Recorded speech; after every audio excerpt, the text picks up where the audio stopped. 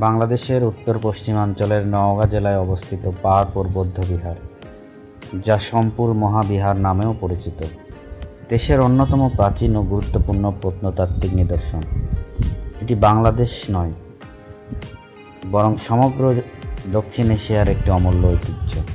UNESCO 1985 সালে একে বিশ্ব ঐতিহ্যবাহী স্থানের মর্যাদা দিয়েছে। পাহাড়পুর বৌদ্ধবিহার নির্মিত হয় পাল রাজবংশের রাজা ধর্মপালের শাসনামলে। এটি প্রায় অষ্টম-নবম শতকে। এটি ছিল একটি বিশাল বৌদ্ধ শিক্ষা কেন্দ্র ও বহু বিখ্যাত পণ্ডিত এখানে অধ্যয়ন ও শিক্ষা দান করেছেন। তৎকালীন সময়ে এটি ছিল একটি আন্তর্জাতিক মানের বিশ্ববিদ্যালয়, যেখানে ভারত, চীন, তিব্বত, শ্রীলঙ্কা সহ বিভিন্ন দেশ থেকে ছাত্ররা পড়াশোনা করতে আসতেন। পাহাড়পুর বিহারের মূল স্থাপনাটি একটি বিশাল চতুষ্কোণ এলাকা ঘিরে তৈরি হয়। মাঝখানে রয়েছে একটি সুউচ্চ কেন্দ্রীয় স্তূপ বা চূড়া, যা দূর থেকে দেখলেই মুগ্ধ করে।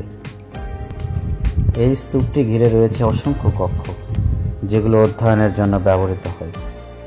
এছাড়াও এখানকার টেরাকোটা অলঙ্করণ, ইটের নিপুণ কারুকাজ এবং নকশা সেই সময়ের উন্নত স্থাপত্যশৈলীর সাক্ষ্য বহন করে। পাহাড়পুর এখন একটি জনপ্রিয় পর্যটন কেন্দ্র। প্রতিদিন দেশের বিভিন্ন প্রান্ত থেকে হাজারো মানুষ ইতিহাস ও ঐতিহ্যের স্পর্শ পেতে এখানে ছুটে আসেন। এখানে একটি ছোট কিন্তু সমৃদ্ধ জাদুঘরও রয়েছে, যেখানে প্রাচীন মূর্তি, মুদ্রা ও খননের মাধ্যমে পাওয়া বিভিন্ন নিদর্শন সংরক্ষিত আছে।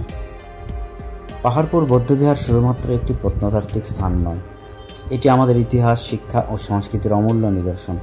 এর সংরক্ষণ ও প্রচারে আমাদের সকলের সচেতনতা ও অংশগ্রহণ জরুরি, যাতে ভবিষ্যৎ প্রজন্ম এই গৌরবময় ইতিহাস সম্পর্কে জানতে পারে। দেশের যে কোনো প্রান্ত হতে নওগাঁ শহরে এসে নওগাঁ বালুডাঙ্গা বাস টার্মিনাল হতে সরাসরি বাস যোগে ঐতিহাসিক পাহাড়পুরে যাওয়া যায়। আনুমানিক দূরত্ব 32 কিলোমিটার। অথবা দেশের যে কোনো প্রান্ত হতে জয়পুরহাট শহরে এসে বাস অথবা অটোরিকশা নিয়ে পাহাড়পুর বৌদ্ধবিহার চলে আসতে পারেন। জয়পুরহাট হতে পাহাড়পুর বৌদ্ধবিহারের দূরত্ব মাত্র 13 কিলোমিটার। ট্রেন যোগে জয়পুরহাটের জামালগঞ্জ স্টেশনে নামলে এখান হতে পাহাড়পুর বৌদ্ধবিহারে আসতে চাইলে আপনাকে ভ্যান অথবা অটোরিকশা নিতে হবে। জামালগঞ্জ হতে পাহাড়পুর বৌদ্ধবিহারের দূরত্ব মাত্র 5 কিলোমিটার।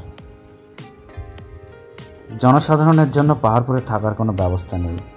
দিনে ফিরে আসতে হবে, অথবা উপজেলা সদর, জেলা সদরে থাকা যাবে। তবে ভিআইপিদের থাকার জন্য নিকটে রেস্ট হাউস আছে। ধন্যবাদ।